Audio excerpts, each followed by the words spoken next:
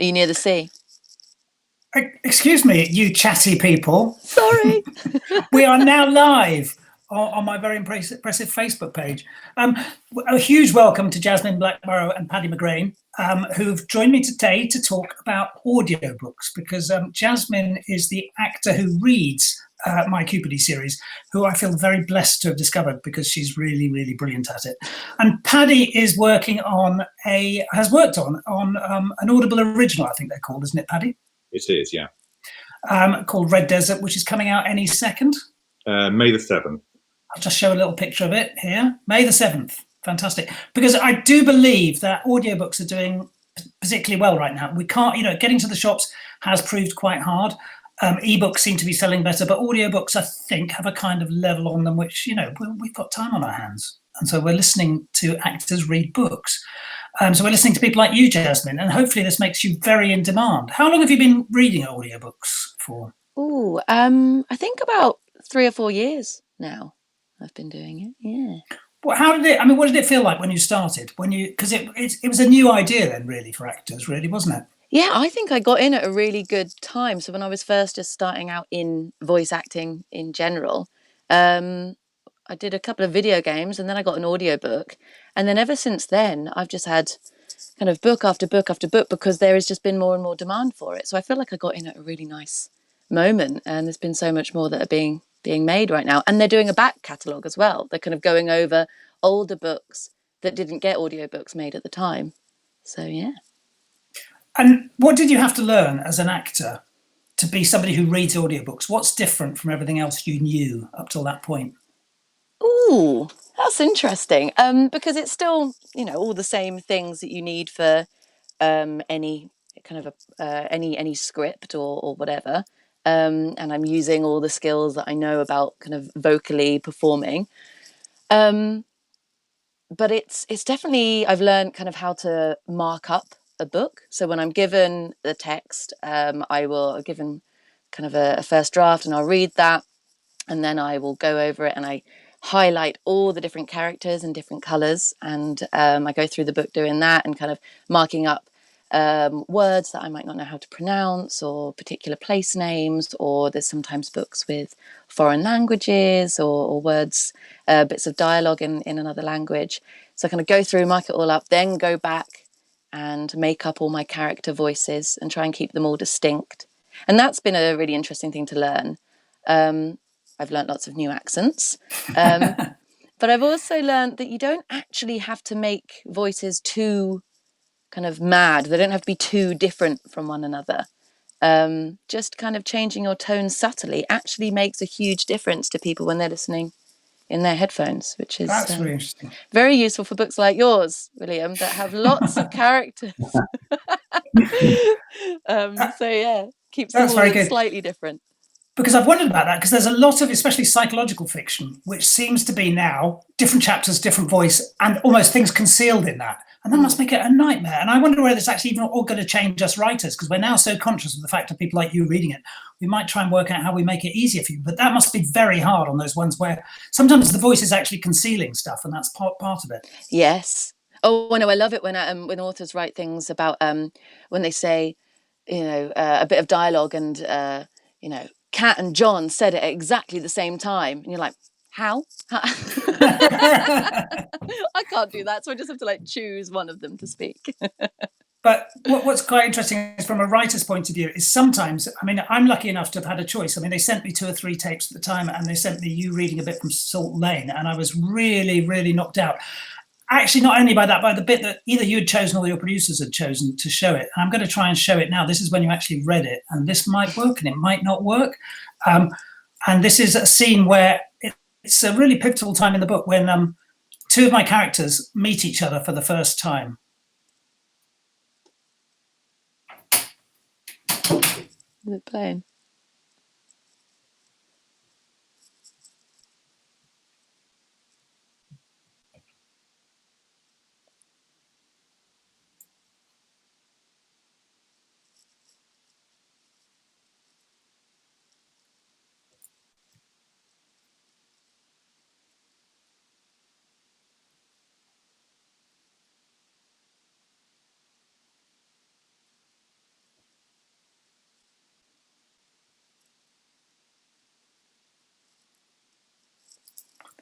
I'll stop it there.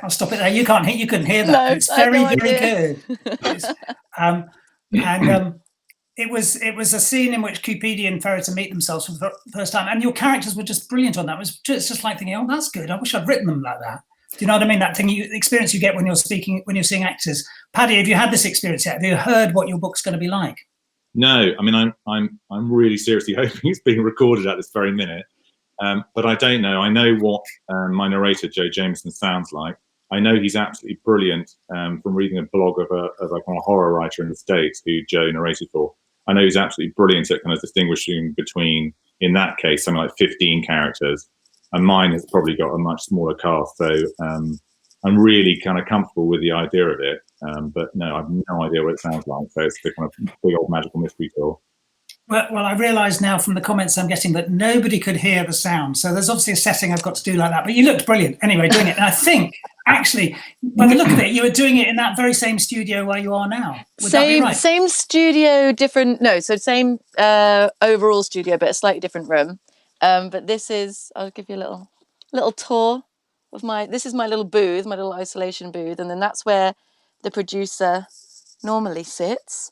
But we have no real producer anymore. He is real. I mean, he is still human, or she. But they are at home in the comfort of their own homes. And they are taking over the computer in there remotely from their beds or wherever they are. And then I kind of put on my headphones, which I'm recording with, and I can hear them through there. And they are telling me, whether to stop or start or go over something because I've pronounced it wrong or whatever, and they're saving all the files and doing all the technical magic without even being here.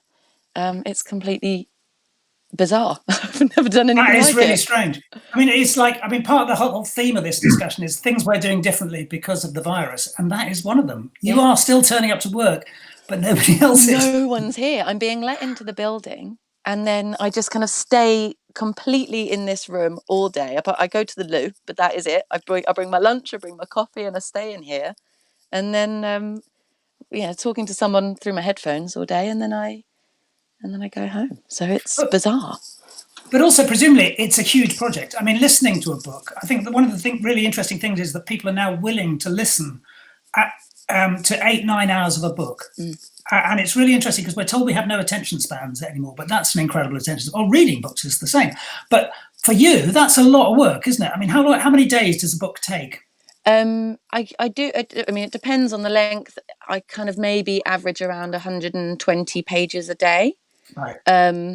And so, 120 pages might be about 3.5 hours of actual recorded finished product. But that's a kind of 9:30 till 5:30 day to get 3.5 hours. Rita Sedani has just commented, "You're a hero for being such a pro during difficult times." Is that a relative, a friend? She's my agent. Good comment. Good for her. It's good to have an agent who listens in. No, but you are. She's great. I mean, I think, that's really brilliant. And also today, obviously, you've been doing something fantastically important. You've been finishing this book, I believe. Absolutely. Finished it this lunchtime. Just in time for this. Which is really fantastic. And I've just actually, because they've delayed the hardback I just heard today, but they're keeping the schedule on the audiobook. So it's coming out on May the 14th. So, I mean, it is really working up to the deadline, isn't it? Because presumably we're not that, I might have finished the book about 9 months ago, but they're still fiddling about with it and changing words. And you get a version just at that point. You have to go through it and decide what you're doing at that point.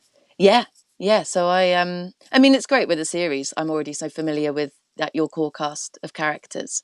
So that's always really lovely to kind of pick up the book and go, right, where am I going next with them? And then, a whole new cast come along, and I don't want to give too much away, but there's some wonderful, I get to narrate a kind of a perspective that I wasn't expecting to ever narrate. I think we can say that. I mean, there's a bit of one of the characters I love going to write to crime book groups and saying, actually, one of my narrative points of view in this book is a badger. It's just brilliant. I've given him a little name as I've been recording. Oh, really? The producer. Yeah, but I don't know. Did you already have a name in mind for him? Well, no, actually, while I was researching the book, down the road, I live in Brighton, and in Lewes, I found out that the world's greatest badger expert lives. A wonderful guy called Professor Tim Roper, who knows everything about badgers. And I said, can I buy you whatever dinner you want to buy, and I will ask you questions about badgers? And he was really entertained by this and fantastic. Turned up with him. And the first thing he said to me, he says, William, I'm really pleased you want to find out more about badgers, but promise me you're not using badgers as a narrative viewpoint and anthropomorphizing them. And I said, well, kind of. And so I kind of thought, well, I can't give it a name. At least I'm not going to give it a name. Well, tell us what you... We've been calling him Old Barney. It's Old Barney. Barney's chapter. Oh, sweet. We love him. So good. a very original perspective. We have very much enjoyed doing that. Thank you. You heard it first here. Anyway, thank you very much for being my badger. Paddy, how are you feeling about yours then? About Red Desert? I mean, this is a whole new venture. Was writing it very different? It's a whole new venture. It was pitched out by my agent to all the traditional publishers, and actually Audible took it on, and I was delighted. And then I had this kind of fear that somehow it wouldn't translate. But actually, everything Jasmine's been saying is, in the right hands with the right narrator, there's no reason why any book doesn't translate brilliantly. So I'm really excited. I'm massively excited. I mean, they've been brilliant to work with. I love the cover. Everyone's saying it's a super macho guy on the cover, which will appeal to certain. There he is, a guy about 5 stone bigger than me, and 10 times more able in the desert than I would ever be. So I'm kind of really excited about it. It's thrilling, and it's Audible have made it their crime thriller of the month. So that's really exciting too. Well, congratulations, and also, we do see you as a macho kind of guy, Paddy. So thank you, William. That's really kind. I've got a question. Sorry, I've got a question here from Sven, who's calling from Germany. He says, "Did you have any special training for doing audiobooks on drama school?" It's a question from a colleague. Nothing. No, I didn't get anything on audiobooks when I was at drama school. It's definitely something I've learned on the job. But it's absolutely, you learn all of those transferable skills you need. So I went to the Central School of Speech and Drama, and we had a lot of voice training there, and that is absolutely then just kind of translated to this work. Every time I'm doing a book, I do sometimes think about the stuff I learnt then. It's all there. But nothing specific on audiobooks, and I wonder if that's something that will change over time, because it is a huge employability opportunity for actors. So. I think that's true. I mean, I should also point out, like at times like this, being an actor is a really grim time. I mean, you've got work, that's fantastic, but most of your colleagues are presumably banging their head against walls in their flats because the stages are dead everywhere. TV production has ground to a complete halt. It must be tough to. I mean, are you finding this? I mean, actors are, I generally can be a bit fragile about it because their work is who they are. How are your colleagues at the moment? It's really hard. People have just seen contracts disappear, things that they thought they could bank on for the year ahead. And it's the entire industry. It's not just actors, all my friends who are in TV production, producers, camera assistants, whatever, they're all really struggling right now. That's also why I say maybe I kind of came to audiobooks at kind of the right time, because it's something I've already got a foot through the door in, and that's helped. It's kind of a small bit of income kind of carrying on. But otherwise, I've had films, it's all been postponed, and I just hope that means postponed. But you never know with funding, they can just disappear. And I know with theatre, that's where it's really tough, because the margins are so tight for a lot of these theatres. I think the big theatres will probably survive, and maybe some of the very small ones. But anyone on that mid-scale, it's going to be really, really tough right now. Yeah, absolutely.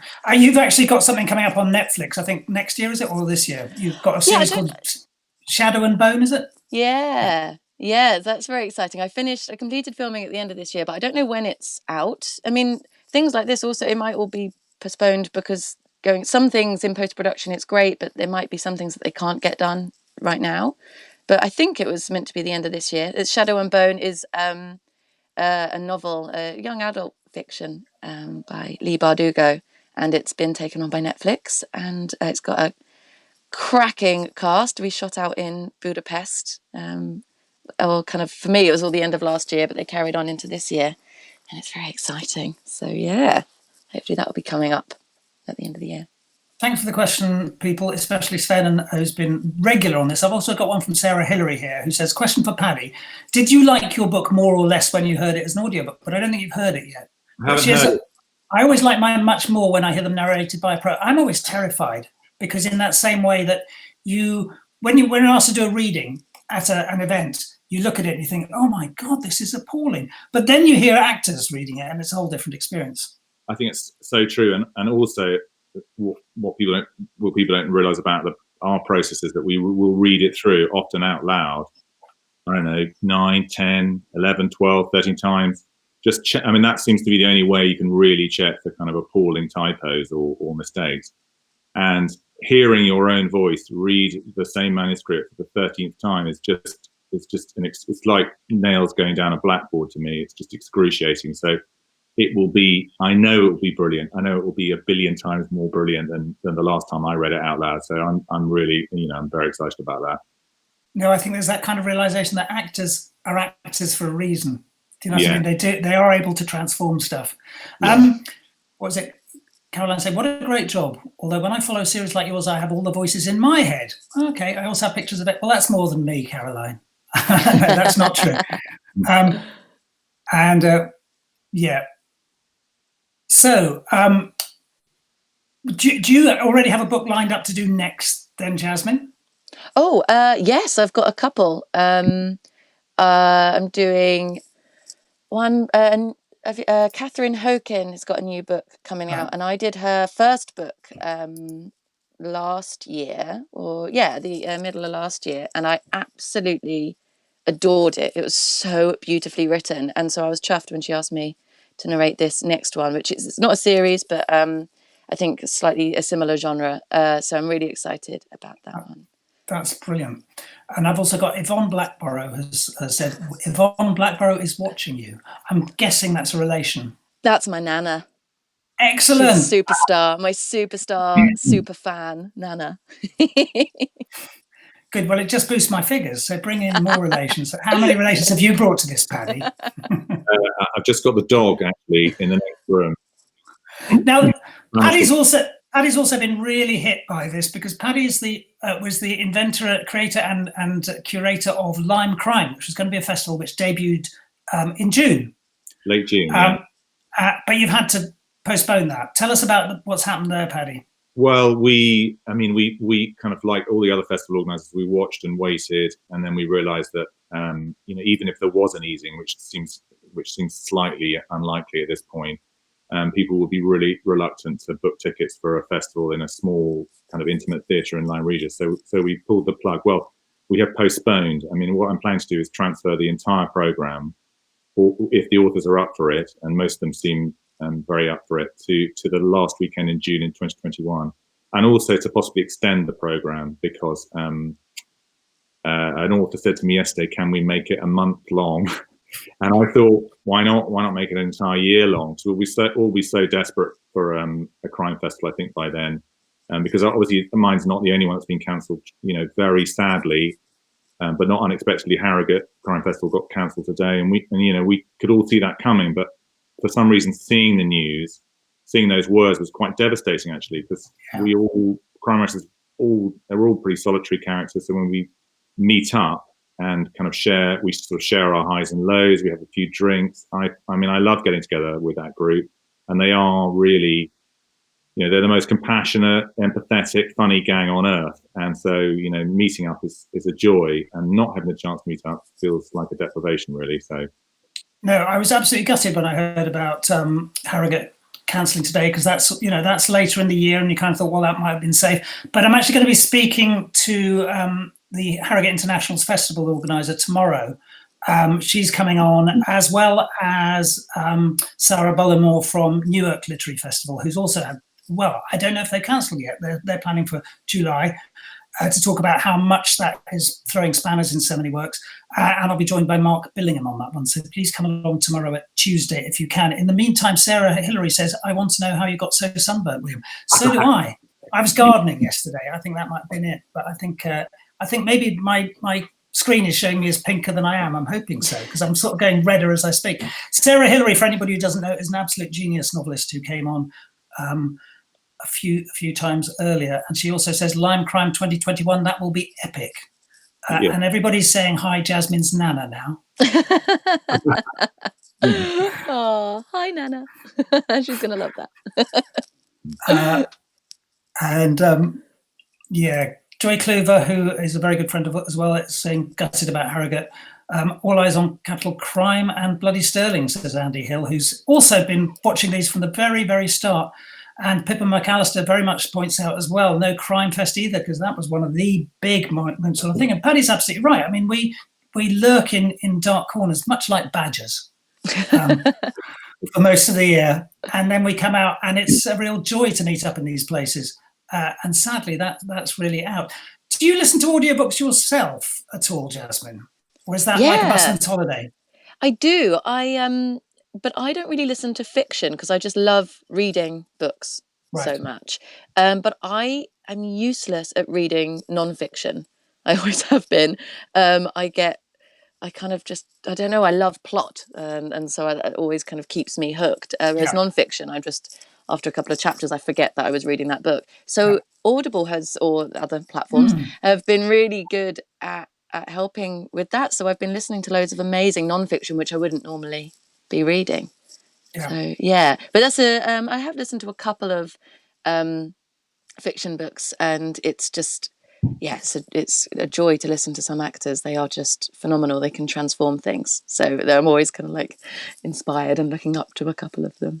But it is also, I have to listen to my own books sometimes, not the whole way through, thank God, but when I'm doing yours and I do a couple of other series, you have to go back and remind yourself. And so the other day, my flatmate kind of came to the kitchen. He was like, "Are you listening to your own audiobooks?" Very embarrassing. And it must be quite hard as well. Like anybody listening to their own stuff, it's a whole different mindset you do it with. But it's become really interesting because I didn't realise, but narrators like yourselves, people are actually following things by narrator now. If they like a narrator and they like the voice, people will listen to Jasmine Blackborow books. Not, we're irrelevant, Paddy. It's about the narrator, which I think is great, actually. If people, and because you do hear some, and they wreck the book if it's not done properly. It really takes away the magic. So if somebody's adding to the magic, it's brilliant. That wasn't a question, was it? That was just a long statement. But great. people are following books by you in particular. That they follow for certain readers, don't they? Yeah, they do. And there's also this trend now with kind of doing a full cast with books and kind of casting a whole lots of named actors and actresses and celebrities and stuff taking on just one character within, like they do the big epics like Tolstoy or something and do a full cast, which is very interesting. I haven't listened to any of those, but I would like to. Yeah, no, I think it's great that stuff's coming through, especially if it's another source for writers. And I think one of the great sort of things is that as the main bit of publishing gets harder and harder, and certainly publishers get less and less inclined to give us money for being in that bit, other things evolve. And the fact that TV production is there, and hopefully somebody already has optioned Red Desert to become a huge film, Paddy. But that sort of thing's really helpful because that's the way it keeps afloat, to be honest. Just as in actors have to do many things these days, so do the rest of us. Matt, hold on, there's another one comment from Macy Damon. I'm a librarian. I make sure to note who the narrator is in our library catalogue because people do choose books by narrator. So there you go. And Sarah Hillary saying it's such a skill. Massive kudos to Jasmine and others. And now Barry Shirley's lost the visual. Well, we've got the visual and hopefully other people have. Sorry, Barry. It is all very flaky. But I'm going to draw it to a close there now. Thanks ever so much, Jasmine. And thanks for reading the books. It's brilliant to have your voice on them. It really makes a huge difference. And it's an absolute joy. I love them. They're fantastic. So thank you. Kindly. Also, I'm a huge fan of like Nordic noir TV series, like The Killing and The Bridge. And I read this, I was like, it's Dungeness noir. It's fab. It's right up my street. So thank you. It's I was actually thinking how Nordic. Where's the most Nordic place I can get to in the British Isles? One thing I want to mention is just because I was trying to connect with libraries and find out what they're doing. I had somebody on a few days ago from Cambridge Libraries, and they've mentioned to me that 2:00 every day on Twitter they're doing Cambridge Literature Library Chat, which is #CamsLitChat, CAMBS Lib Chat, sorry, at 2 p.m. every day. And I lurked today, and it was brilliant. And also, people are doing book launches increasingly live. Tomorrow, Chris Whitaker has We Begin at the End, which is apparently a brilliant book, tomorrow at 5:30. And if you follow @WittyAuthor, he will have details will be on that Twitter stream @WittyAuthor. And on the PR thing from Zafri Books, it said, toast the author with a copy of the book. I think that implies you're supposed to buy a copy of the book and then he'll drink. It sounds like a really bizarre drinking game, is it? But I'd be willing to play anyway. So listen, Jasmine, thank you so much. And thanks for everything. Thanks for showing us your studio, and hope you keep well doing all this. You don't really want to catch a cough at the moment. That's Absolutely all I can say. not. That's the wrong thing for your job. Stay hidden. And Paddy, congratulations on Red Desert. Hope it goes brilliantly. Thank you, William. Thank you so much. And as I said, tomorrow, Mark Billingham, and on Wednesday, Steve Kavanagh, along with Philippa's Quick Book podcast, talking about virtual book events and clubs. So thank you very much. I've got to wave goodbye now. You'll see some sort of 5, 4, 3, 2, 1s on your screen, which is us